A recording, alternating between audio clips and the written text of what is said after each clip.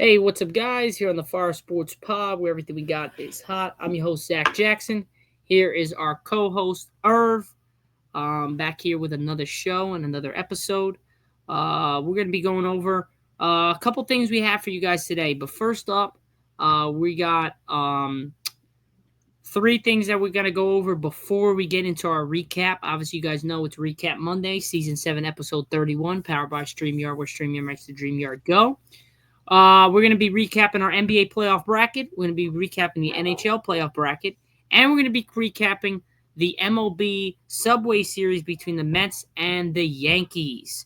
So that's going to be later in the show. What we have for you right now, Irv's got some 3 stories / questions that he's going to give you guys and ask me. And let you guys know if you guys got any comments, make sure you comment in the comment section so we can let you guys know. So let's get right into it. Irv, what do you got for us? All right. First things first, we got to talk about probably since 2019, if anybody hasn't been noticing or paying attention, but the NBA champions, the last 7 seasons have been different. Obviously, you had the Raptors winning in 2019 over the Warriors, and then after the Raptors came the Bucks, and after the Bucks came the Warriors, then the Nuggets, then the Celtics last season, and now this season is going to be another new team.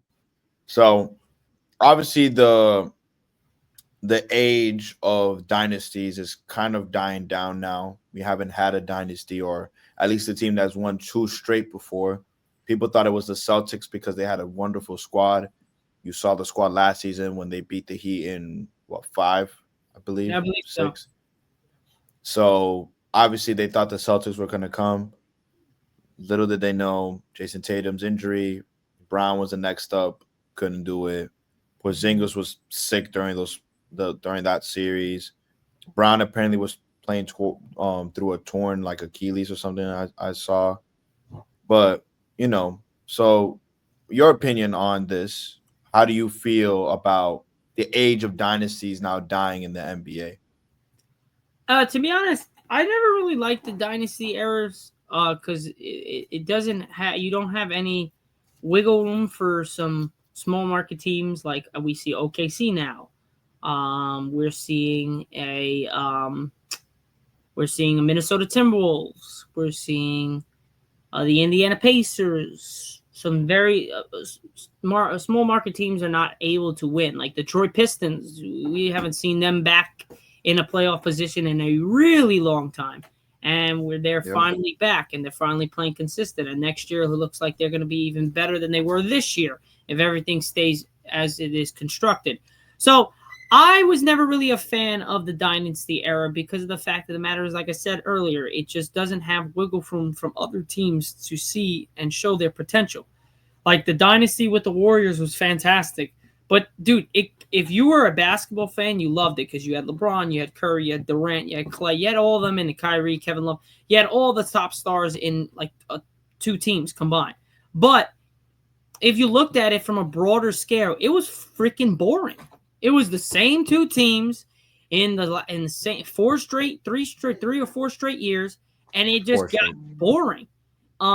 If you were an NBA fanatic, then you weren't bored, obviously. But in general, if you're just a regular fan, you'd be like, God damn, like, can somebody else get there? Like, I want to see some different people. You know what I mean? So I really think that was definitely some of the deficiencies I would say with it having dynasty. So I'm okay with it. Do I miss like the days of having those teams that are really like you can't beat them? Yeah, because it's cool to see that type of basketball, especially the Warriors when they had when they went 73-9. That was remarkable. I've never seen it before. I was ever the first team to get to over 72-10. That was the last time was the Chicago Bulls with Jordan and Pippen and Rodman. And now you saw it with the Warriors with Steph, Clay, and Dre. But to be honest, I'm cool. I like the way it is right now. It's back and forth. You don't know, whatever. But I'm gonna let you know if everything goes well with Boston's recovery with Jason Tatum, they're gonna switch things around. KP, Kristaps Porzingis, Tingus Pingus, he's out of there. Drew Holiday is gonna get replaced. He's a little bit on the older side. They want some youth.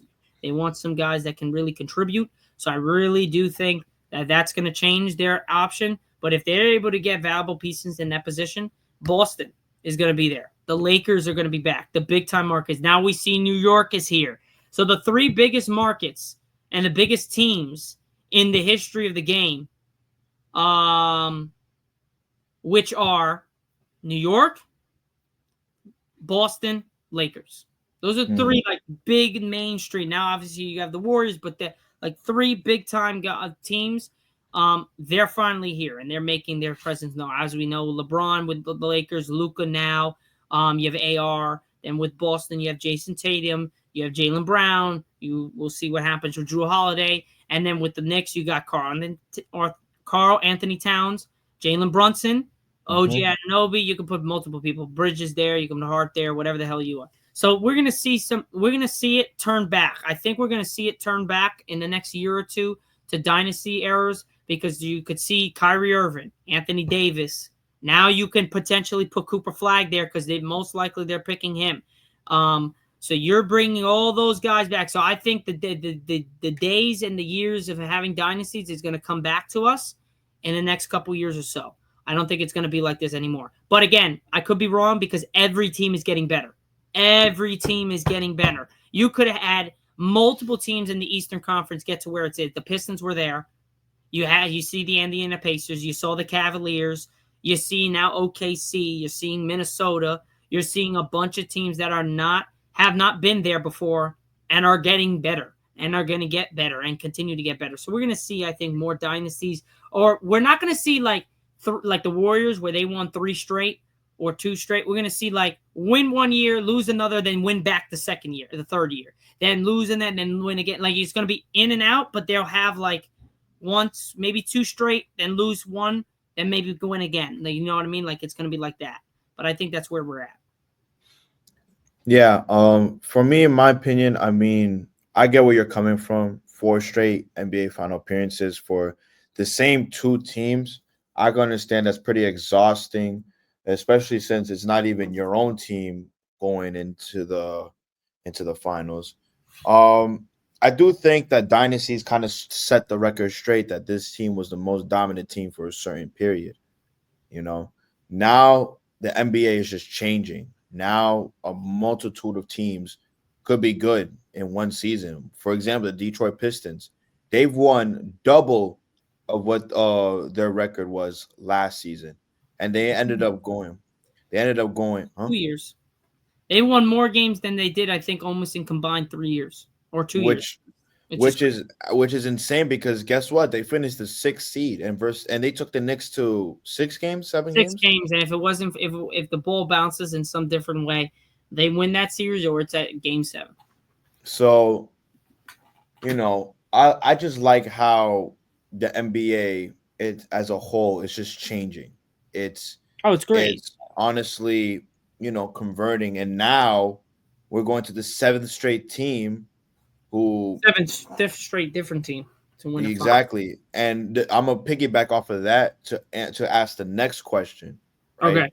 Because now we have 3 teams that haven't won a championship in franchise history, and only one that has not won it since 1973. Right. So, what is your thoughts on that? How do you think this chip would feel to any of these competitors, who would it value the most out of all of those 4 teams? So that's a great question, Irv. And you are banging it out with some great questions. So we have the Knicks, we have the Pacers, we have the OKC Thunder, and we have the Minnesota Timberwolves. Mm-hmm. New York, by far, it values it more than any of those franchises. Why? Because, yes, the other franchises haven't won it. New York is the biggest market other than LA, and their fans have been itching for it. They had Carmelo Anthony. They had Amana Stoudemire. They had multiple superstars in their franchise's history. But they've only been able to get in 1973, right? 73, I think, yeah. 73, 74, yeah. 73, 74 was the last time the Knicks won. Dude, that is over 50 years since they have won or even touched it. So they were hoping Carmelo Anthony would bring them one. Mm-hmm. No offense to Carmelo, he was not a passer. It wasn't even my fault. I don't mean to butt in like this, Yeah, but you good. it wasn't even that.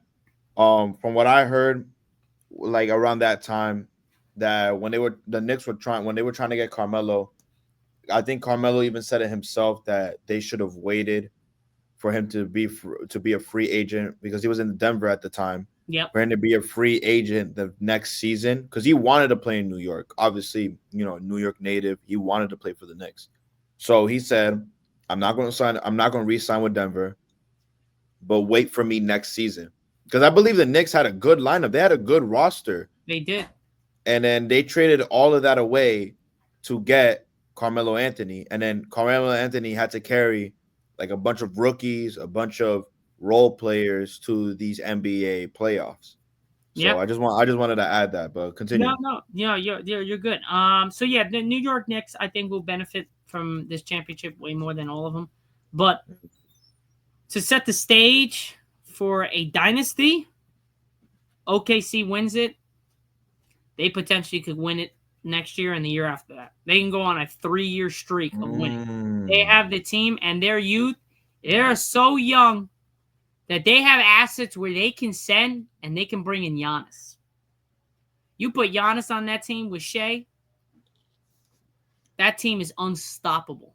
I feel like you do, but at the same time, I feel like you don't get Giannis without giving up Chat, without giving up That's J fine. Dub, without giving up. Well, they're not going to give up J Dub. They're going to give up Chet. They're going to package Chet.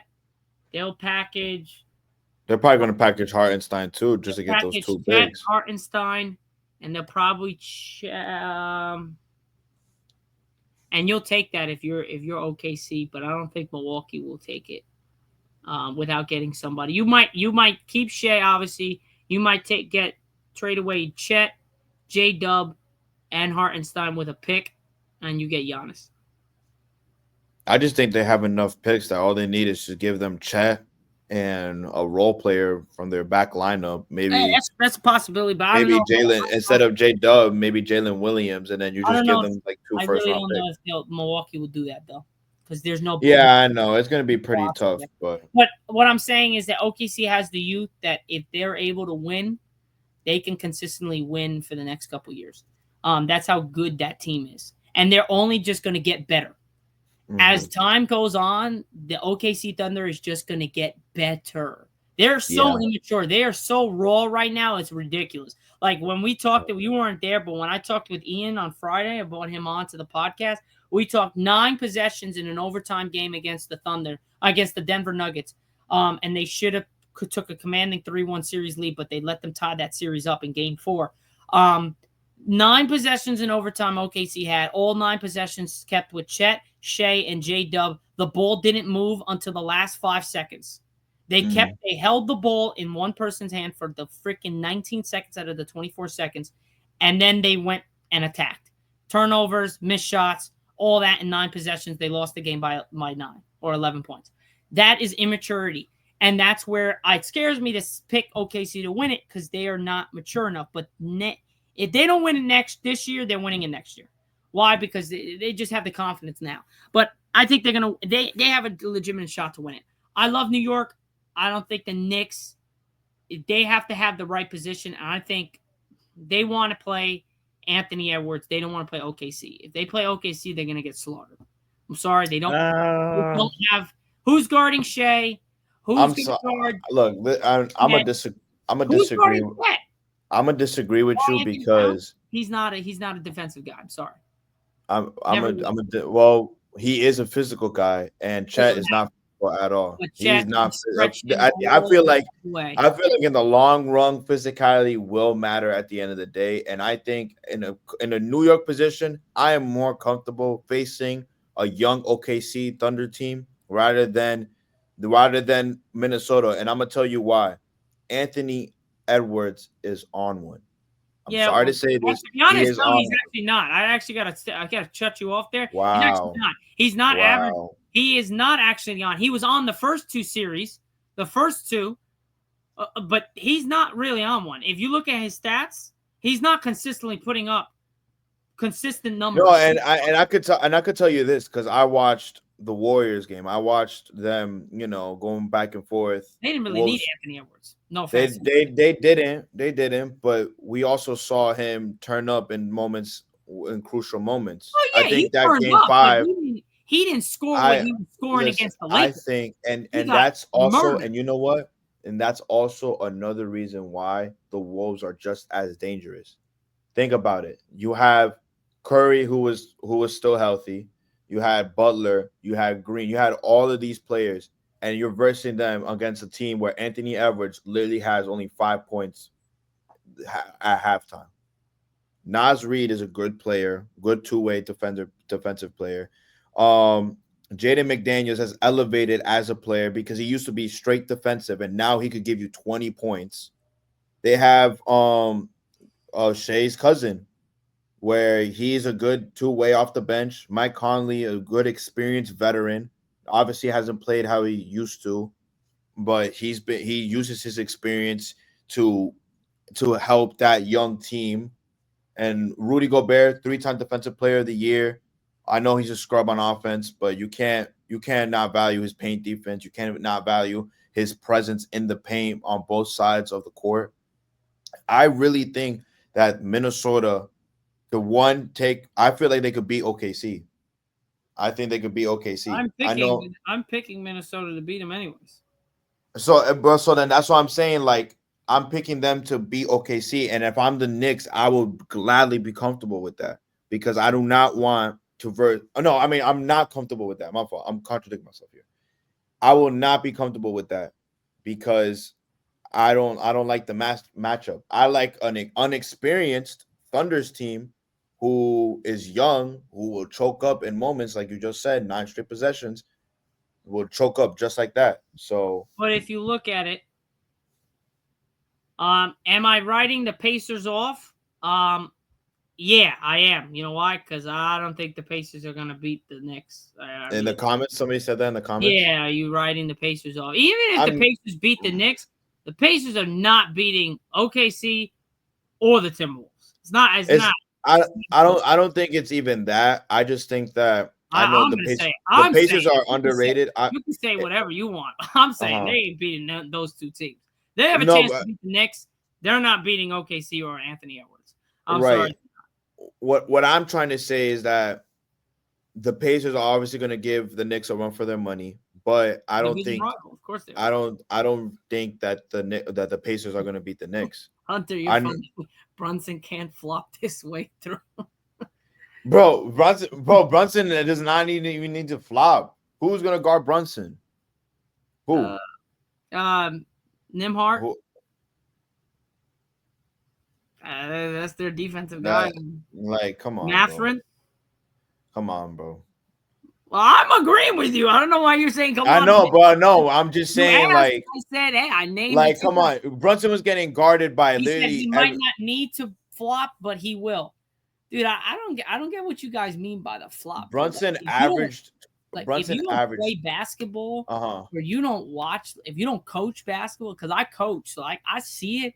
Dude, I see what's a flop and when's not a flop. I could get you Brunson flops a little bit, but why do you think he flops? Because the ref fucking doesn't call shit, dude. The reason, and you guys get on LeBron all the time for flopping, bro. But do you understand that man is 6'8", 260? He goes down there.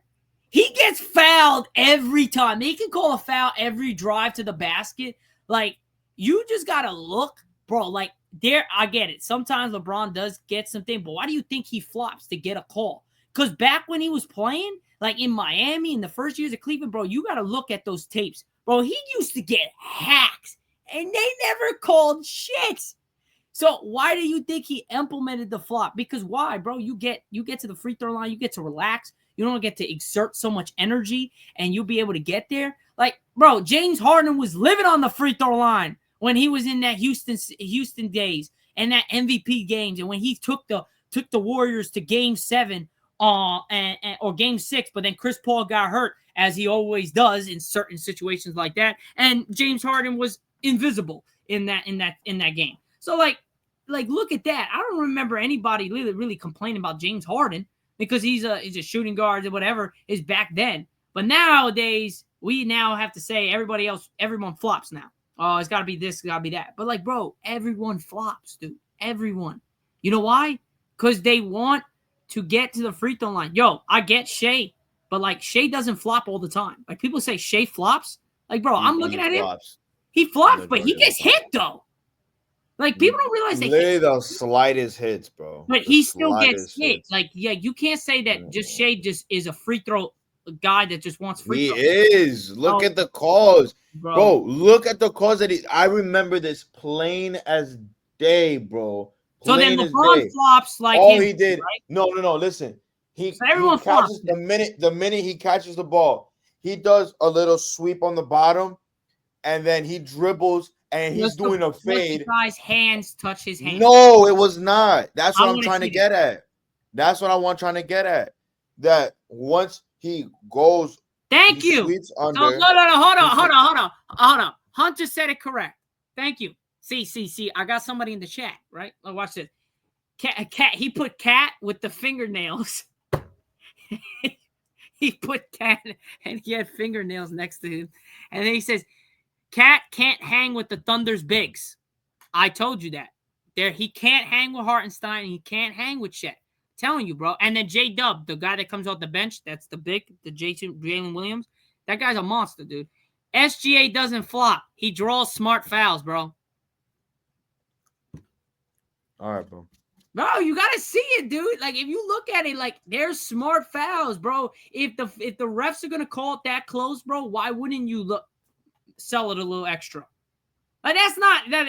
Like, then that's the ref fault for calling it. Like, he's gonna look at a game. You play, you know this. You're playing basketball, right? You kind of know, like, all right, the ref's calling it this way. Let's try to like sell it a little bit more to get that call out of him. Like, like, if the ref's calling it close and he's calling every tic-tac foul, then like, you could sell it a little bit more and you're gonna get that foul. Or he letting you play, that you gotta actually get fouled in order for him to call. Like, that is just being smart in the head, IQ wise. Yeah, you might be foul baiting, but, like, bro, like, if he's getting the free throw line and he's scoring, like, bro, he's drawing the fouls smartly. Like, if the refs are gonna call it that close, then why not sell it more, Irv? Like, you know what I mean? Like, why not get those extra points at the free throw line? Why not get those extra minutes to rest and get your defense set and maybe we'll go over your sets as you're at the free throw line? You know what I mean? Like, that's smart to me. That's not like foul baiting. I don't think other people understand. When you're a coach,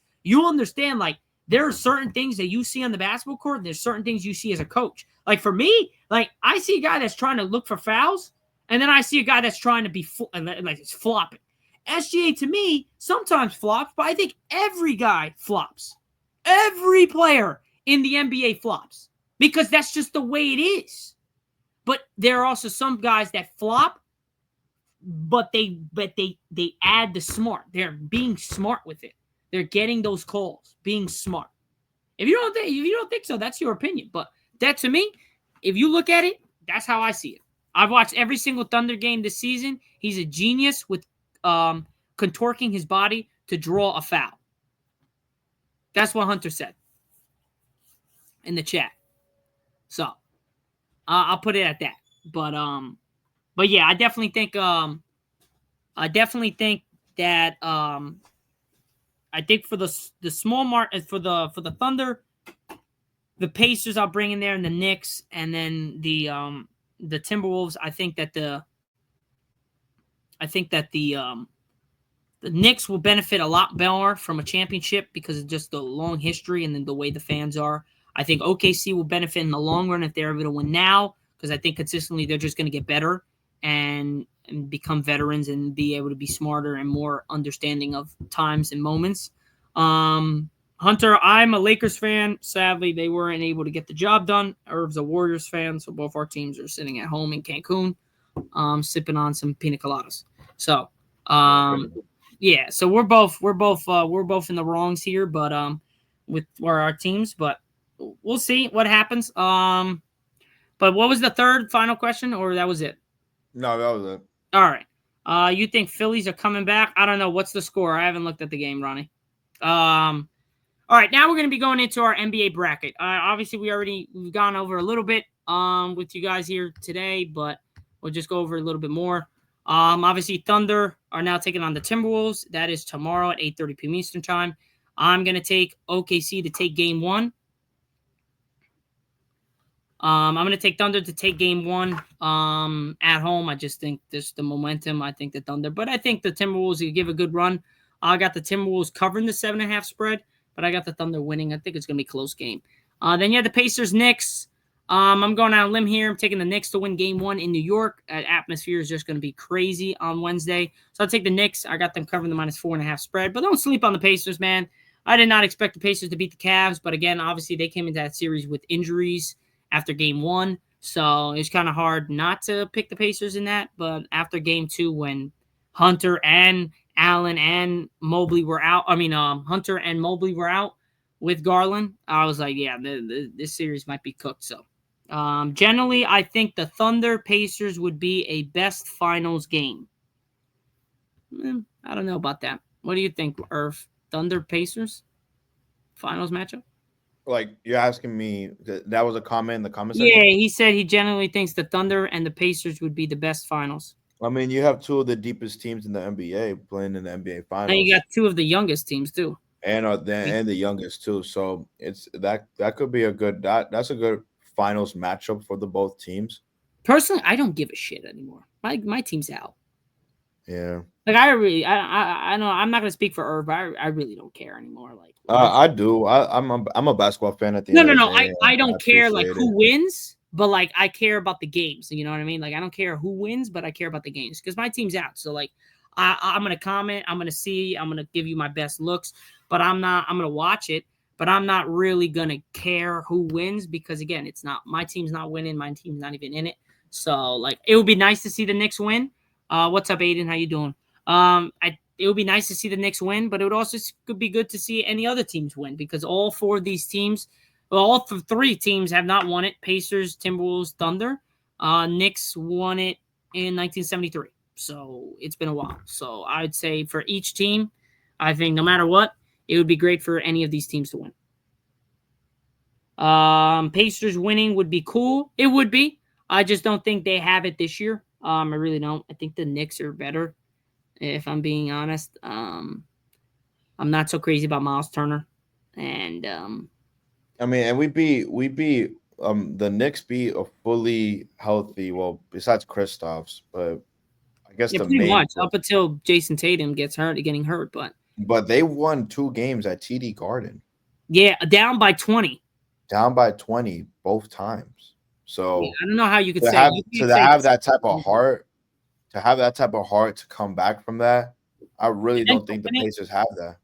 And then to win it on 2 defensive efforts at the end. Boston had the position to win it both times, and they fumbled the bag both. Right, but to be fair, the Pacers did beat the number 1 seed Cavs in 5 games. Yeah, but they were injured, dude.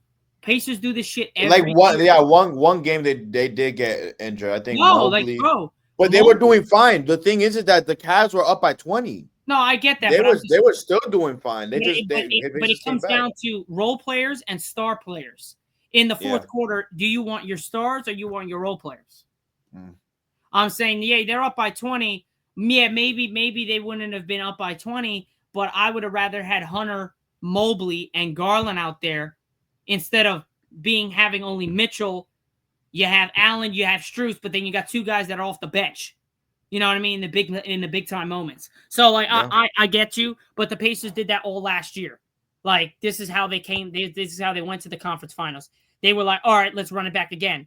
They beat the Bucks. The Bucks were injured. In game 4, Dame gets injured. Their Bucks are up by 7 in the couple minutes in the first quarter against the Pacers, and then he gets hurt and they lose by fucking 25. Then the next game, the Pacers had a chance to close it out, and the Bucks were up by 9 and lost the game in Indiana, like in the weirdest way I've ever seen a game being lost. So like I think the Bucks could have beat them if they were fully healthy, even being down 2-0. They had their shot. They won it. They could have tied it up 2-2 if Dame didn't get hurt. Then against the Cavs, game 1, you literally have no Hunter after game 1, no Mobley, because both of them got injured, and then no Garland. And no Garland. So they lose. You know what I mean? And they were not fully healthy. Mobley maybe. Garland was not. You saw it in game 5. He was limping like shit. Mitchell was hurt from game 2 on. He was putting up unbelievable numbers, but in the fourth quarter, he was gassed. He was trying his best. He was gassed. There was nobody else to step up. Allen played like shit. He wasn't hurt, but he just played like crap.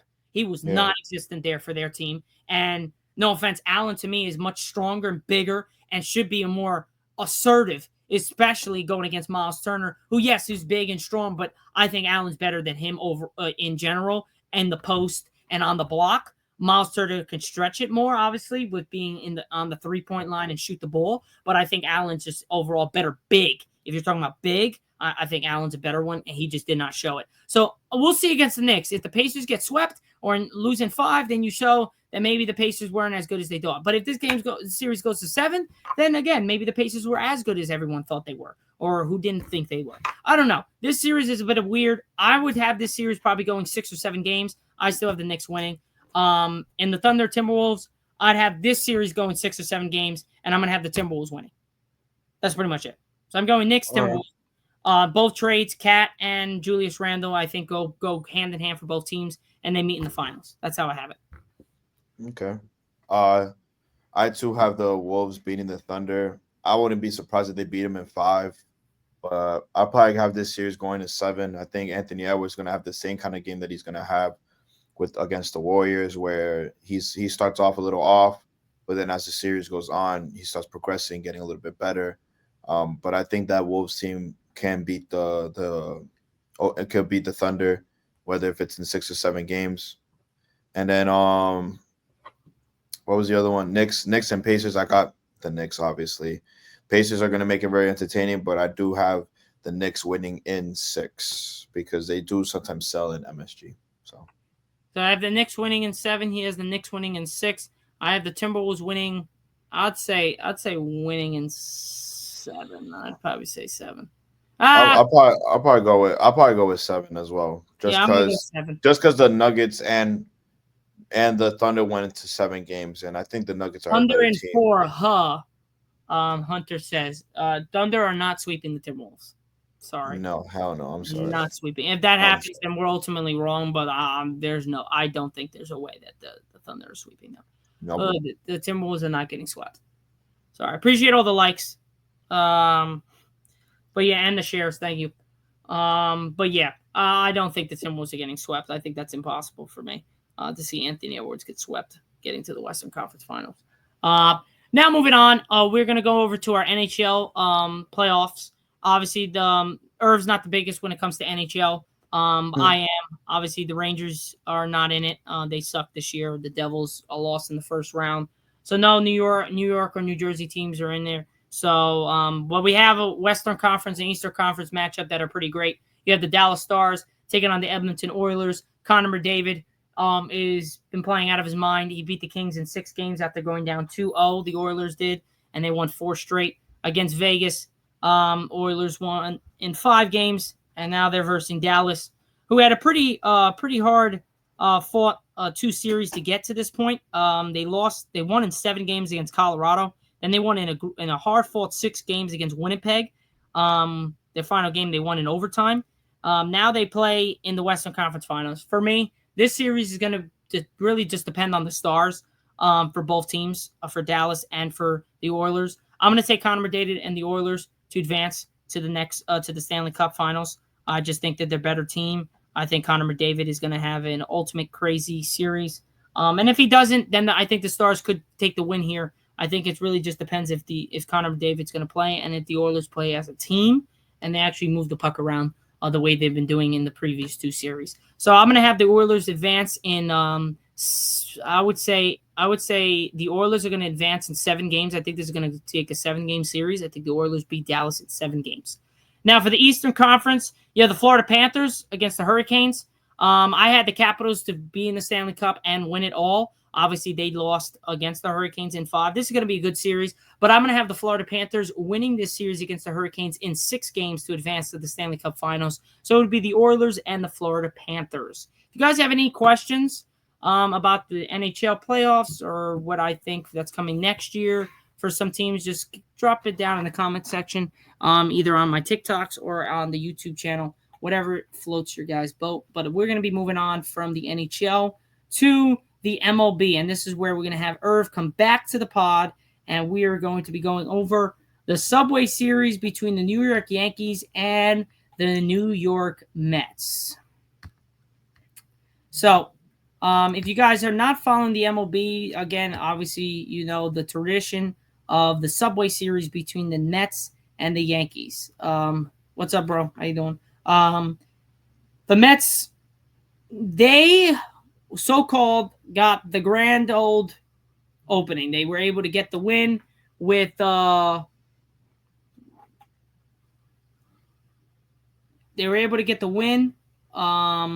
with getting Juan Soto on the Mets with this almost $800 million contract.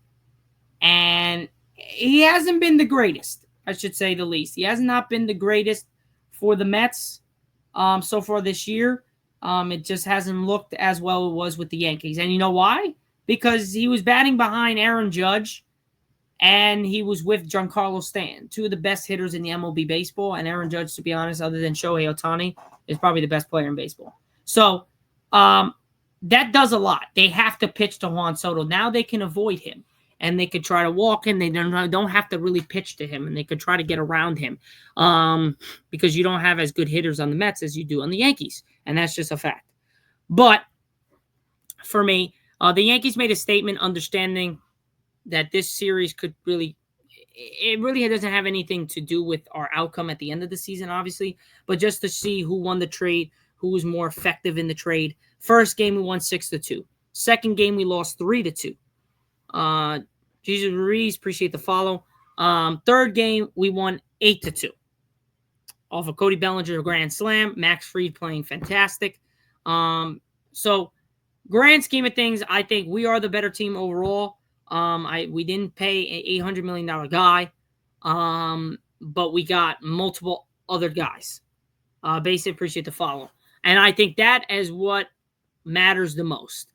Being able to surround the team with better guys that can really get the job done, like Goldschmidt that we got. Devin Williams hasn't panned out as much as we thought we were going to this year, but he's been on a good streak so far in the last 2 games or so. Cody Bellinger, big time. I mean, I couldn't even say more. Grand Slam yesterday really kind of sealed the deal for us in the 8th inning. So I would definitely say that we won the trade right now. It's looking, even though we are 1 game behind the Mets in the win and the win column, but I think we won the trade overall, and that would show at the end of the season when we make a big playoff push this year. I think we go back to the World Series this year if everything goes right. Obviously, without Garrett Cole, it's hard to say because that is our ace and that is our guy that really pushed us over the top last year. So without him, it's going to be tough, but I think we can definitely at least get back there or close to it. All right, Irv, you can take it from here and get your thoughts in, and then we wrap up the show. I mean, I just think it was a really good performance by the Yankees. It's just funny to see that when the Yankees have a perfect game against the Mets, it's like a blowout win.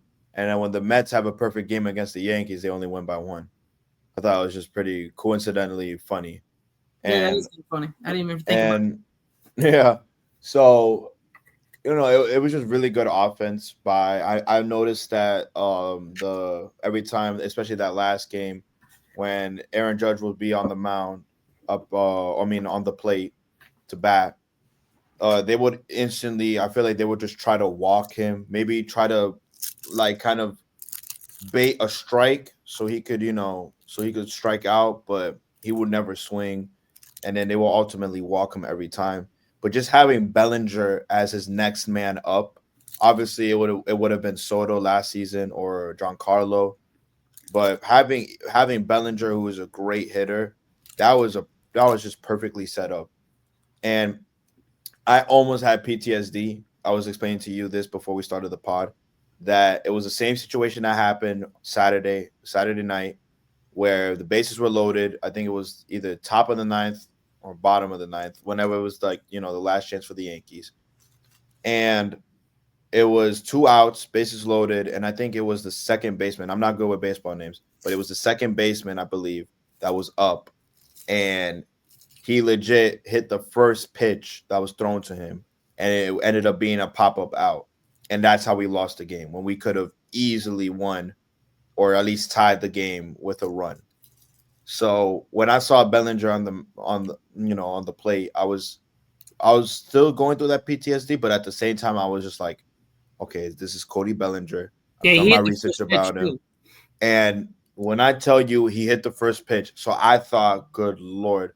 But then when he did it, he just started running. He And I walked was just before like, that was gone. he just started, what I'm saying is like he just moved, because I felt like he knew that was a home run. And lucky for him, home run, getting a nice dominant win over the Mets 8-2. So, it was a really good game. I enjoyed it a lot. I watched it with one of my close friends, and he's a Mets fan, so I had to get it out on him a rub little it bit. in there, man. But what I also can say is what really messed them up was when Alonso threw that ball that screwed to them home up. plate. Yeah, they got 2 errors. Look at that. Look on the stats on the screen. 2 errors to R1. They only got 3 hits and only 2 runs off of that. Exactly. So, I mean, obviously, when you have that, like, it kind of gives, like, how do I say it? When you mess up like that, the team itself is just frustrated. And then that's when mistakes happen. And at the end of the day, home run by Bellinger. And then we did a nice little easy 3-and-out at the top of the ninth. So I love the way the Yankees performed today. If only we could apply this to the next game. I don't know who we're versing the next series. Do you know who we're we're playing? versing? The Rangers, Texas Rangers. Texas Rangers. Well, hopefully we could apply. This type of. Hopefully we could apply this type of offense to in the Rangers series. I think defensively we've been really good. I loved how we started Fried as our pitcher. He's been performing really well. The way that he going crazy. Yeah, the way they is it Freed or Fried? Freed, okay. Yeah, Freed. I like how we started him, and he pitched really well especially against Soto as well, and against Alonso too. It was really good to watch. We were so fascinated, my boy and I, because we're both new baseball fans. So we're just so fascinated by the fact that pitchers, the way that they throw the ball, the way how fast it comes. It was just like it was crazy. There was this one pitcher, I think it was not good with names. I think it was a Mets pitcher that he legit throws the ball. I don't know, but I think when I say it, when I describe him. I don't know if he's Yankees or Mets, but when he throws the ball, bro, he throws the ball like casually, but then you could literally see his wrist bend all the way back and then forward like a whip, just like a casual throw and then type of thing. I don't know. It was really cool to see. It was really cool to see him pitch. We think pitchers are like probably the best position out of all the MLB positions out there, because just the level of skill that you have to have as a pitcher to be throwing these curveballs, to be trying to have, it's a mental battle. We noticed that it's a mental battle between the pitcher and the batter, because you don't know what the pitcher's thinking. We don't know if, okay, I'm going to throw a ball, but I'm going to throw it so close to the box that he's going to have to swing. Or it's straight 100 miles an hour like pitches. So, it was pretty cool to see. But I love the way the Yankees. I have to second that thought. So, as a guy that played baseball, as a guy that's been covering baseball for a while and has been always watched the game, the hardest thing to do is hit a baseball. It's not even close. And and from your side, you might say the pitching, but until you step in the batter's box and actually try to hit a baseball, I don't care if you're fucking playing against a guy who can only throw 75 miles an hour. If you're trying to hit that ball, that is the hardest thing to do. That is harder than playing football. That is harder. Not just the skill, not the aggression and the act of physicality of it. But the hardest thing to do is not throw a football. Is not shoot a jump shot. Is not bowling. Is not this. Is not that. The hardest thing in sports is to hit a baseball. You can ask anybody. It is the hardest thing to do. You might think the pitcher's got problems. Bro, you don't know what the hell is coming. You don't know if it's a 105-mile fastball. You don't know if it's an 80-mile-an-hour curveball. You don't know if it's a freaking changeup where it goes from here and it went boom, drops right on the bottom. You don't know what the hell is coming. You don't know if a slider, if it's going to come literally right across your chest and go into a strike. You don't know what is happening. So that is the hardest thing, because if your hands are not ready to hit a baseball at 100 miles an hour, I can just let you know, bro, at 75 miles an hour, when I hit a baseball at like 70 to 65 miles an hour, my hands used to shatter. Like, your hands have to be so perfect. If your hands, you hit the wrong part of the bat, hits the wrong part of the ball, or your hands are not in the right position or not gripped, your hands will like shatter. And that is a feeling you do not want to have, because that hurts like hell. So yeah, you just, when next time you look at a baseball game, just understand the pitcher side of things, right? But then understand the batter. The pitcher has a lot to go through, right, in his routine and whatever the case is. But to hit a 100-mile-an-hour fastball, your reflexes, the speed of the bat, your speed of your twitches in your muscles, in your hips, and in your shoulders when you go to swing has to be like this. If not, you're never going to hit a ball.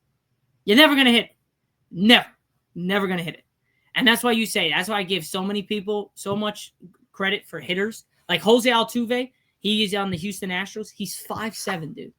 He's 5'7", and he can hit a... You're talking about the Venezuelan player? Yeah, he can hit a 405 home run at 5'7". You know how strong you have to be at that size to hit a ball that far off 100-mile-an-hour? Man, no wonder Judge is such a dominant player. Dude, he's 6'7". 270? Like, oh my goodness. Boom. Like, it's not even, dude, he like, and Giancarlo Stanton, 6'6", 6'7", 272. Bro, it's like a flick of the wrist for them, bro. Just bro, his bicep is huge too, bro. And like forearm, bicep, everything. Dude, and he's like, he when you see him at the thing, his uniform he's about to pop out of his uniform. He's so massive. Yeah. Like, Judge is cool because he's like big, but he's not like Giancarlo looks like a bodybuilder, dude. Judge looks like a normal guy that works out, but then like Giancarlo looks like a bodybuilder. That's why he gets injured so many times. Because I have a question about that. About Jazz and Giancarlo. How long are they out for an injury? Jazz only got out for like a 10-day, a little bit. He's going to be out. Giancarlo's not coming back to the end of May to early June because he has tendonitis in both of his elbows. Ooh, I don't know how. I don't know how. Oh, wait, no. Jazz is suspended. Is he not suspended? I thought he was only suspended one game because of something. I thought he's also injured. Oh, okay. I could have sworn I saw he was suspended. But he was. But I think it was for one game. Jazz Chisholm. Yeah, Jazz Chisholm makes a surprise injury announcement 1 day ago. New York has been bitten hard by an injury bug, which has extended to star second baseman Jazz. The former All-Star been managing second base following the all-season departure, but he's been on the shelf for the last few weeks due to an oblique injury. So yeah, the last couple of weeks he's been with an oblique injury. So he's probably on the 20-day IL, something around those lines. So he'll be back soon. But it's more of the fact that Giancarlo Stanton, our big guy, he's out with tendonitis in both his elbows. I don't know how. I don't. Wow. Don't know how it's possible. I also don't know how Garrett Cole needs Tommy John surgery when he did absolutely nothing all season. What is a Tommy John surgery? Tommy John surgery is when an elbow, like here, everything is like shattered. Like, so this whole thing right here, like from the elbow down, like where you throw, all the fibers and all the stuff in your like arm are like all have to be restructured. Oh wow! It's like a thing right here that extends here, and when you go like this, that like you won't be able to throw. Wow! So he's getting surgery from like all like right here. Now. I gotta double check where, like exactly where. But Tommy John surgery, surgical suffix that indicates an incision or surgical procedure. It is derived from the Greek word tomos, meaning to cut. It's the unular collateral ligament reconstruction. Yeah, I'll share that before I end the stream, the show. I'll share the screen so you can see. So if you guys are wondering what a Tommy John surgery is, go check out. See that? So it's like pretty much like the whole elbow right here, and then a little bit. What like you need right to here. know: Tommy John surgery, more formally known as a unular collateral ligament (UCL) reconstruction, is used to repair a torn unular collateral ligament inside the elbow. A UCL is a ligament on the inner inside of your elbow that helps secure your elbow joint. Some people, typically athletes who play throwing sports, may experience UCL tears that may need surgical repair. A UCL reconstruction surgery involves harvesting a tendon from your own body or from a donor and attaching it to act as a new UCL. It may take overhead athletes more than a year or longer to return to their prior level of play after UCL reconstruction. Tommy John didn't invent the procedure. He was a baseball pitcher who was the first to undergo it and successfully return to his sport. That's why it's named Tommy John. Okay. Yeah, I get it now. It's you see where the elbow goes. So yeah. Mm-hmm. From here all the way down from that blue sleeve. That all affects the Tommy John. All the way to the wrist right here. Almost to the wrist, pretty much. Wow. Yeah. Like if you have Tommy John surgery, you're screwed for almost over a year. So how is Coleman going to get back? Cole will get back probably. Remember, you have shots, you get speedy recovery. Like you're an athlete, you're $1 million, so you got the best surgeons. Like it's not us. Like we get Tommy John surgery, we're out for like a year and a half. They'll be back. He'll be back. If we make it to the World Series, then potentially he could be back then. But since he had the surgery so late, they're probably not going to risk it. He's going to be back next year. I would not risk it. No, he's not going to. He's going to be back next year, so we won't see him till next year in April. 2026 in April. So I know he was probably one of the best pitchers in the league. No, he was the best pitcher. I'm not even close. He was, yeah. Other than maybe, no, he won the He was our ace. He was the reason why we were there. Without him, we weren't doing shit. So bad. No, but yeah, Tommy John surgery is not that shit's not great. Obviously, like you can move, like it's not as bad as a torn Achilles or a torn ACL, but if you're a pitcher or you're a thrower, like you're a guy in the outfield, you're fucked because you can't do shit. Unless you're ambidextrous and can use your other hand, you're done. But yeah, that's pretty much it, guys. Here on the Fire Sports Pod, where everything got us hot. I'm your host, Zach Jackson. Here's our co-host, Irv. We'll be back on the show for Friday for Season 7, episode number 32, guys. We are 4 episodes away for Season 8. Let's go.